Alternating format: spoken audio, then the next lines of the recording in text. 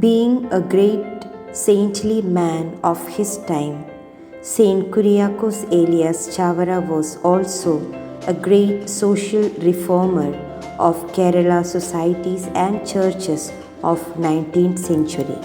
He realized the need of people being educated, so he stressed on this intention and worked for it. As a result, he could start the first Sanskrit school at Mannanam in year 1846. Saint Chavara was the first Indian who not only dared to admit the untouchable to schools but also provided them with Sanskrit education which was forbidden to the lower caste, thereby challenging the social bands based on caste as early as a former part of 19th century. Saint Kuriakose Chavara motivated the bishop of his time, Bernardine Beccinelli, to issue a circular in the year 1856 which said, each parish should establish educational institution or else they will be debarred from the communion. This circular caused to say the schools as Pallikudams, or it is known today as the Pallikuda movement started by Saint Kuriakose Elias Chavara. He also realized that the schools will be successful if the poor students, especially the Dalits, were given the midday meals. It was his original idea. This particular movement is known as the midday meal movement started by Saint Kuriakose Elias Chavara, and this is in practice till today.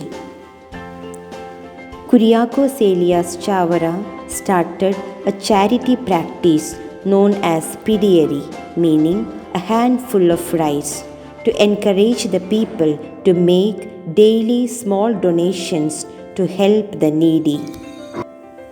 It was his plan and dream that all the people should be provided the knowledge so as to improve the status of the societies.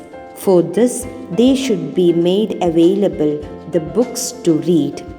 With this intention, Saint Kuriakose Elias Chavara started Saint Joseph's Press at Mannanam in 1846, which was the first press founded in Kerala by a Malayali without the help of foreigners. From this printing press came the oldest existing Malayalam newspaper in circulation, Nasrani Deepika. By meditating upon the merciful God Almighty, Saint Chavara was a person of great compassion towards the poor and marginalized people of the society.